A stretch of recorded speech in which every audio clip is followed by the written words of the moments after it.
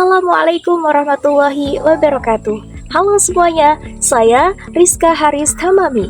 Di video kali ini kita akan membahas topik yang sangat penting, yaitu tentang disinformasi dan hoax yang saat ini sedang marak terjadi di dunia maya. Penyebaran informasi palsu ini tidak hanya membuat bingung, tapi juga bisa berdampak negatif bagi kita semua. Nah, video ini kita akan mengupas apa itu disinformasi dan hoax, fenomenanya, dampaknya, bagaimana ciri-cirinya, dan bagaimana cara kita bisa lebih waspada agar tidak mudah termakan berita palsu tersebut. Yuk simak videonya sampai selesai. Kembangnya era digital seperti saat ini telah mengubah secara signifikan cara kita mengakses dan memproduksi informasi.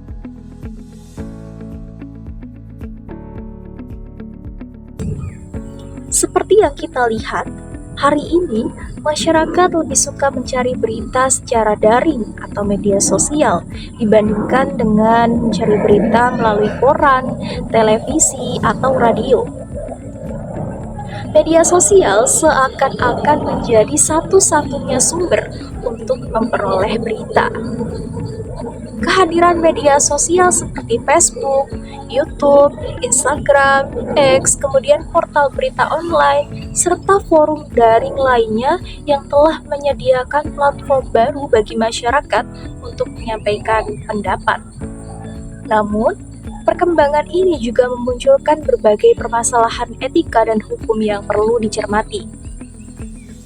Keadaan ini semakin diperparah dengan rekayasa dan algoritma yang membuat masyarakat terjebak dalam realitas masing-masing. Konten-konten yang mereka nikmati telah dipilihkan oleh sistem karena dirasa mereka akan menyukai konten-konten tersebut. Salah satu fenomena yang nyata terlihat adalah kasus disinformasi dan hoax atau berita palsu.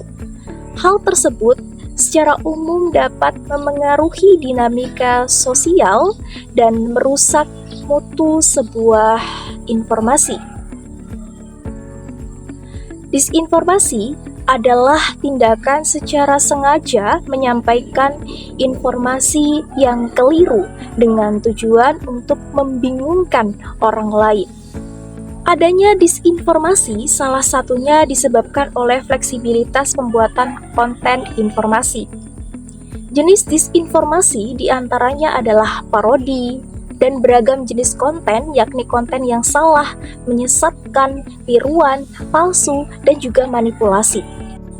Hoax adalah berita yang memuat informasi palsu, namun dibuat seolah-olah benar terjadi. Menyebarnya berita palsu atau hoax menyebabkan masyarakat bimbang terhadap informasi yang diterima oleh mereka. Akibatnya, masyarakat menjadi tidak percayaan atau bahasa sekarang adalah trust issue. Kemudian bisa terjadi bias informasi karena tidak dapat membedakan mana berita bohong dan mana berita asli. Bahkan bisa menimbulkan ketegangan atau tindakan yang merugikan. Oleh karena itu, adanya hoax memiliki dampak yang buruk. Jenis hoax diantaranya adalah beragam manipulasi seperti manipulasi berita, foto, video, data, dan lain sebagainya. Era teknologi yang semakin maju membuat sebuah foto dapat diedit kemudian disalahgunakan. Tidak sulit bagi berita hoax untuk menyebar dengan cepat, apalagi saat ini banyak kanal media sosial. Salah satu media sosial yang banyak memuat disinformasi dan hoax adalah Facebook. Menurut riset Kemenkominfo, selama ini menemukan ribuan konten hoax yang tersebar di Facebook. Mengapa hal tersebut tumbuh subur di Facebook dan bukan media sosial lainnya? Facebook, yang merupakan salah satu platform media sosial yang ramai akan hoax, pernah dikaji oleh akademisi Universitas New York dan University Grenoble, Alpes, Prancis. Kedua riset tersebut menampilkan konten disinformasi atau hoax di Facebook lebih banyak diakses sebanyak 6 kali daripada konten-konten yang memuat fakta. Interaksi dalam platform ini seperti likes, komen, share dalam sebuah konten hoax juga diketahui 6 kali lebih banyak dibandingkan berita yang sudah terverifikasi. Hal ini disebabkan karena pada kenyataannya Facebook menjadi media sosial dengan jumlah pengguna terbesar. Tidak hanya di Indonesia tetapi kancah dunia. Ini mengalahkan media sosial lain seperti Instagram dan juga WhatsApp yang berada pada satu induk, yakni Meta. Saat ini, banyak penduduk Indonesia yang menggunakan Facebook, baik dari semua kalangan, anak kecil, remaja, dewasa, bahkan orang tua. Baik tua maupun muda, keduanya berpotensi tinggi dalam menyebarkan hoax di Facebook. Penyebaran berita-berita palsu tersebut dimulai dengan disinformasi, kemudian banyak dibagikan oleh orang-orang yang tidak sadar bahwa berita tersebut tidak benar. Proses membagikan berita hoax tersebut juga beragam, mulai dari lingkungan keluarga, teman, maupun masyarakat. Dahulu yang sempat gencar-gencarnya adalah mengirim berita palsu di grup keluarga, sehingga anggota grup yang mayoritas diisi oleh orang tua sangat rentan termakan berita palsu tersebut. Pengalaman saya pribadi sebagai pengguna Facebook juga sering mendapati berita hoax. Juga saya sering ditanyai oleh pengguna Facebook yang merupakan kalangan orang tua, benar ataukah tidak konten yang ada di Facebook ini? Misalkan, beliau baru saja melihat konten berisi informasi kematian artis terkenal. Padahal, informasi tersebut adalah palsu atau tidak benar adanya. Berikut adalah hal-hal yang perlu diperhatikan sebagai upaya untuk menanggulangi disinformasi dan hoax yang tersebar di masyarakat. Yang pertama, harus paham dan mampu membedakan ciri-ciri berita hoax dan fakta. Sebagai masyarakat yang berada di tengah pesatnya arus informasi, kita harus memahami dan mampu membedakan ciri-ciri berita hoax dan fakta dalam menyerap sebuah informasi. Ciri-ciri berita hoax meliputi yang pertama, sumber informasinya tidak jelas atau tidak dapat dipertanggungjawabkan. Kemudian isi pesannya bersifat sepihak dan hanya mendukung atau menyerang suatu pihak saja. Selanjutnya, meminta agar pesan tersebut disebarkan atau diviralkan. Sering mencatut nama-nama tokoh tertentu agar terkesan seolah-olah berasal dari mereka dan memanfaatkan fanatisme terhadap nilai-nilai ideologi atau agama agar lebih meyakinkan. Selain itu, judul atau tampilannya juga bersifat provokatif dan judulnya tidak sesuai dengan isi atau tautan yang dibuka.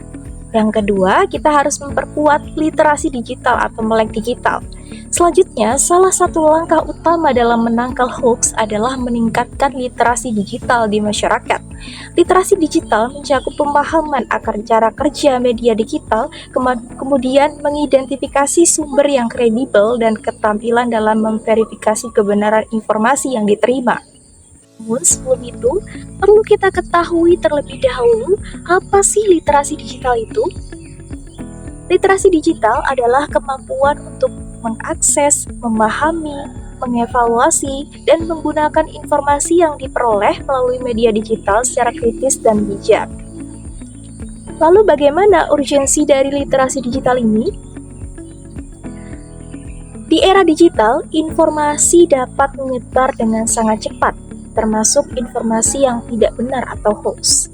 Literasi digital menjadi penting agar masyarakat tidak mudah terpengaruh oleh berita palsu atau informasi yang menyesatkan. Masyarakat yang memiliki literasi digital yang baik akan mampu memilah informasi yang valid dan tidak mudah terprovokasi. Untuk memperkuat literasi digital, beberapa strategi yang dapat dilakukan antara lain adalah: pertama, membiasakan diri membuka dan memverifikasi informasi melalui laman atau situs yang terpercaya, misalnya media jurnalistik seperti Tribun, Metro TV, Solo Post, Jawa Post, dan lainnya. Kemudian ada situs pemerintah atau lembaga yang resmi. Selanjutnya, mengikuti pelatihan atau seminar literasi digital yang sering diselenggarakan oleh lembaga pemerintah, kampus, ataupun komunitas.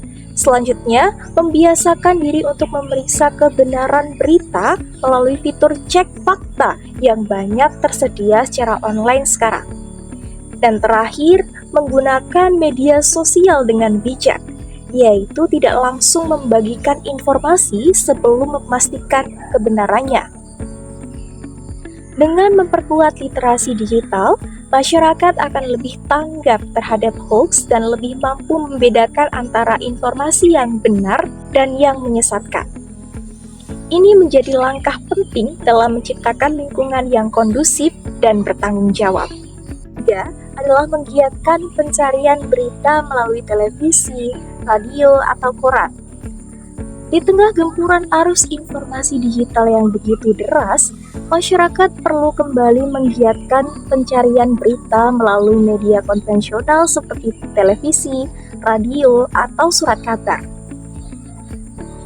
Meskipun media ini terkesan lebih tradisional dibandingkan internet dan media sosial, tetapi media ini memiliki keunggulan tersendiri, yaitu tingkat verifikasi informasi yang tinggi. Berita-berita yang disiarkan melalui televisi, radio, maupun koran umumnya telah melalui proses peliputan langsung oleh para jurnalis profesional.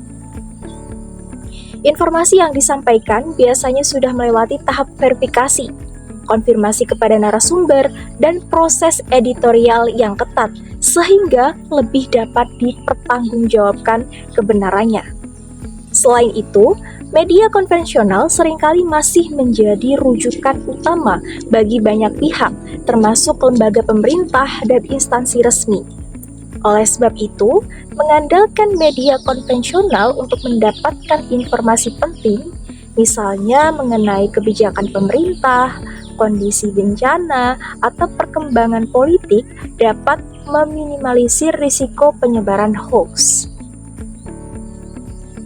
Masyarakat juga diimbau untuk tidak meninggalkan media konvensional sepenuhnya, tetapi menjadikannya sebagai sumber pembanding terhadap informasi yang beredar di media sosial. Dengan demikian, masyarakat dapat memperoleh sudut pandang yang lebih seimbang, kemudian dapat memperkuat sikap kritis dan tidak mudah terpengaruh oleh informasi yang menyesatkan. Yang keempat, pemanfaatan media sosial untuk sosialisasi bahaya hoax. Media sosial memiliki jangkauan yang luas, sehingga dapat dimanfaatkan untuk menyosialisasikan bahaya hoax secara efektif. Pemerintah, lembaga pendidikan, atau organisasi masyarakat bisa menggunakan media sosial untuk menyebarkan edukasi tentang ciri-ciri hoax, cara memverifikasi informasi, serta pentingnya bijak dalam bermedia sosial. Konten edukasi dapat dikemas dalam bentuk video singkat, infografis, atau poster digital agar lebih menarik dan mudah dipahami oleh masyarakat. Dengan demikian, media sosial menjadi alat penting untuk meningkatkan kesadaran publik terhadap hoax. Nah, itu dia pembahasan kita kali ini tentang disinformasi dan hoax yang marak terjadi di dunia maya. Semoga informasi ini bermanfaat dan membuat kita semua lebih bijak dalam menggunakan media sosial. Jangan lupa untuk selalu cek kebenaran informasi sebelum membagikannya ya. Jika kalian suka dengan video ini, silakan like, share, dan subscribe agar kalian tidak ketinggalan pembahasan menarik lainnya. Sampai jumpa di video berikutnya. Wassalamualaikum warahmatullahi wabarakatuh.